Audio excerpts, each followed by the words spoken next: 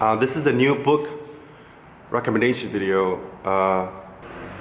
The last time that I talked about books, I recommended Steven Pinker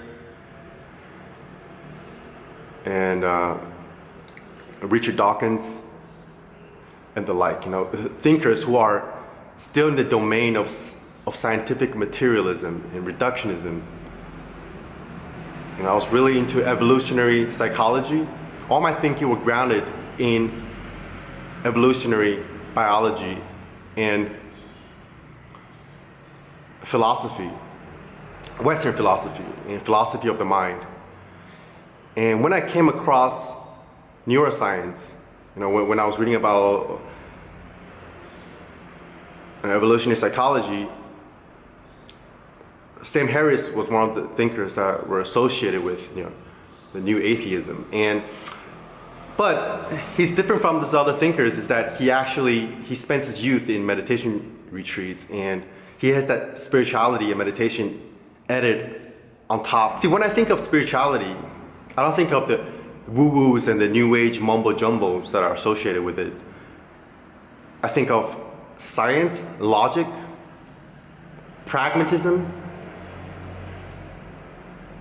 Even Xi Yang, whose book I'm going to recommend next, said that when he thinks of meditation, he doesn't think of a guy closing his eyes and smelling incense and sitting in the dark, cross-legged.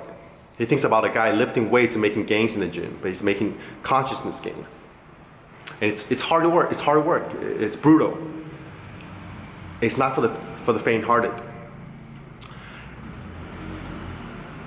And Sam Harris, in his book, he said, if one is to explore the brain and the mind, if one wants to understand how the brain works, if he's making any progress at all, he is going to end up in the domain, in the waters of spirituality. And that sentence really stuck with me. I really do think meditation is the next logical step to take if your goal is personal development or transcendence, or personal evolution. Think about this. The body gives rise to the mind, and the mind gives rise to consciousness, right? So, for most people, the gateway drug to, personal development is fitness, getting in shape. And then they start to realize, wait, I'm more than just a pile of meat. To be good at bodybuilding, you need to visualize. You need to call that mind muscle connection to the maximum power, and you need to study the nervous system, and then you end up in the brain, in psychology, and philosophy of the mind.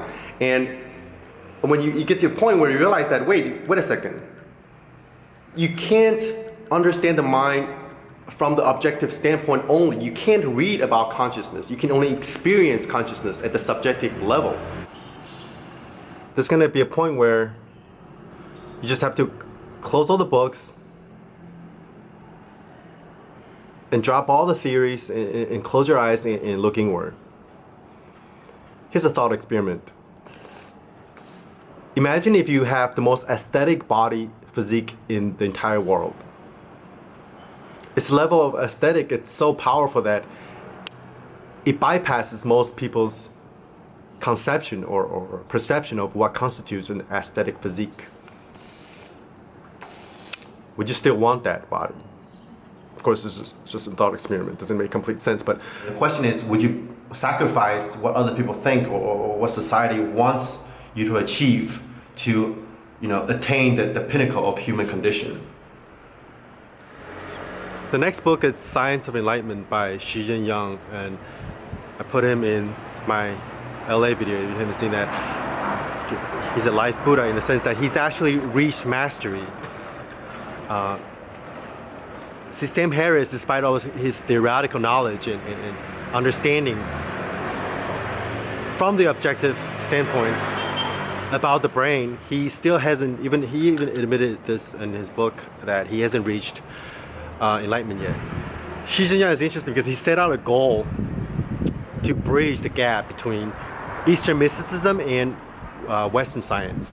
And what's interesting about him is that he studies mathematics. He's a mathematician as well, and the reason why he got into mathematics is because he thinks math would be a good way to sort of using the knowledge and the framework of mathematical equations. He thinks that's a tool to break down subjective experiences and sort of deduce meditative states and consciousness into subcomponents in order for one to, as a tool again, to deepen one's practice. And it's almost like he's trying to find the equation or the theorem to solve enlightenment. So the next book is Rupert Spiral's The Transparency of Things. See, we're moving upwards now towards the realm of silence now. I'm going to recommend this book along with Adyashanti's book Emptiness Dancing, because I think they're in quite similar categories. Those two teachers are non-duality teachers. They don't emphasize on techniques like formal practices like meditation, even though I'm sure many of all of them have been meditating for more than 10 years. But they're at a point where they don't really have to meditate anymore. And they don't talk about science. They don't use scientific terms like neurology or even the brain. They don't even talk about the brain even. That's not to say that they disregard science. It's just that they're dancing around in the periphery of nothingness and describing the indescribable and trying to explain the inexplicable. And I like Rupert Spira because he thinks like an artist. He uses a lot of really beautiful and interesting metaphors and very visual in his teaching. And he does ceramics, the transparency of things, and emptiness dancing. See, talking about emptiness, in the West we have this negative connotation associated with emptiness, with nothingness. But in the Zen tradition, when emptiness really means infinity, is that potentiality, that point of, that field of absolute where all forms arise. So the next book is Who Am I by Sir Ramana Marharshi. So if there's levels of enlightenment, and if Rupert Spira was a quarter enlightened, then this guy is fully liberated. He's the embodiment of pure emptiness. And he just sits there now in his diaper, and people come to him, otherwise he remains silent. I don't even think he writes his own books. I think his disciples write it for him, and it's like there's this density to his energy that is almost heavier than gravity itself. It's immovable and immune to any kind of disturbances.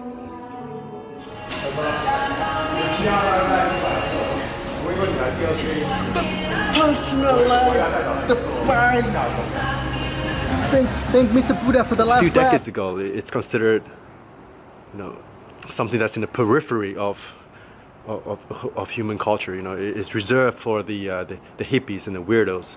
And nowadays, if soccer moms don't go to the yoga practice after they drop off their kids, they're considered abnormal, right? Even bodybuilding, like before Arnold was an underground thing, and now everywhere you go, there's a gym. In Taiwan too, everywhere now it's popping up gyms, even in the royal side, like I am right now. I really do think meditation is going to be as popular as bodybuilding today in the next few decades. And just when we're completely plugged into virtual reality, which, if that time when that time comes, mind expansion and consciousness work is going to be the most crucial thing, because if you plugged into the virtual reality to the cyberspace 24/7, you're nothing but embodied mind, right? And it'd be funny if There's gonna be a website, I think, in my prediction, like nattyornot.com. It's gonna be enlightenornot.com. Sometimes, like when I take naps, I get lucid dreams. Right? It got to the point where I'm like, I take naps just to experience. Yeah, and then